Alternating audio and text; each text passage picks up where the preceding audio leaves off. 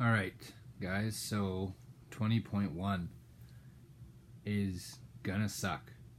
I think that's something you got to accept if you want a good score, is knowing going into it it's not going to feel good, and that's fine, right? Most first open workouts are like that. So that being said, make sure you kind of warm up a little bit of that suck. Make sure you get some bar facing burpees into your warm up. Get them at the pace that you're going to do them in the workout. Think like 3 or 4 reps, nothing more than that, but a couple different sets where you're kind of hitting 2 or 3 snatches and then 3 or 4 bar facing burpees. Take 10 seconds rest or 20 seconds rest and do it again. Just dial that pace in.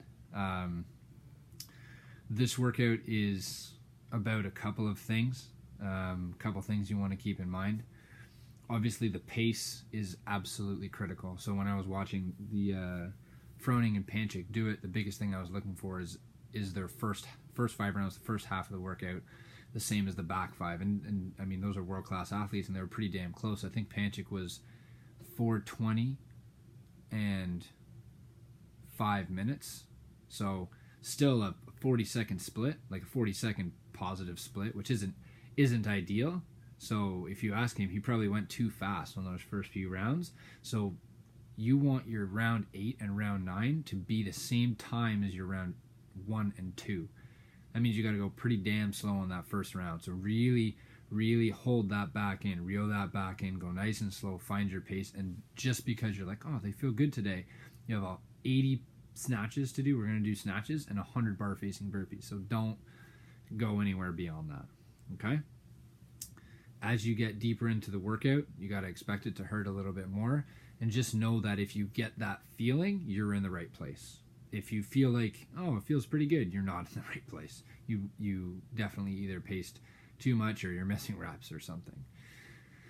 You might get a little bit of local muscle fatigue into the shoulder. The lockout of the snatch is going to tire the shoulders out. And then you're going right into the bar facing burpees, which is a pushing movement off the ground.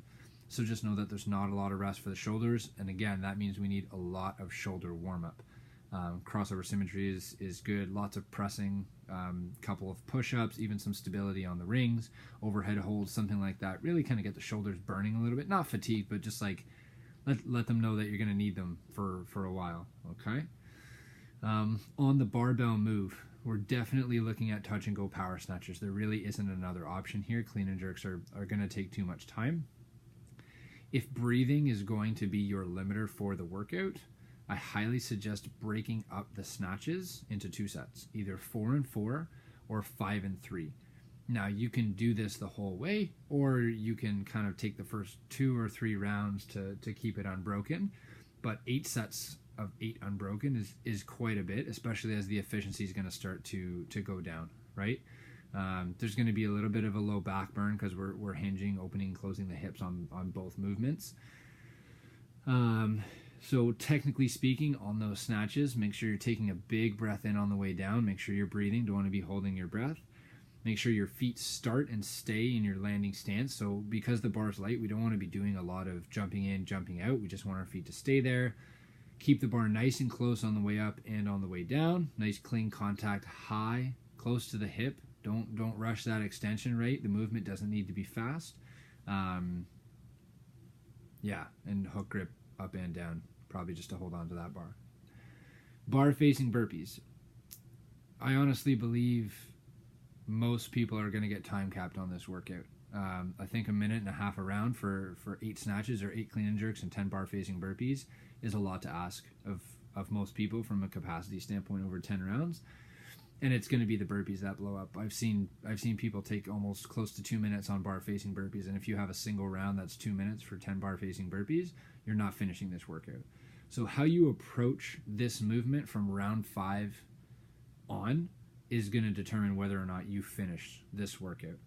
You guys know, like, a moderate paced bar facing burpee is going to take 4 seconds, 5 seconds. Like that's just pretty standard. 3 seconds if we're really efficient, and a slow bar facing burpee rep can take as much as 7 or 8 seconds. And if you multiply that, you're already over a minute. You're at 1:20. There's no way you'll finish the workout if your reps are that slow. So pace accordingly, right? Pace the barbell, pace the burpee reps accordingly.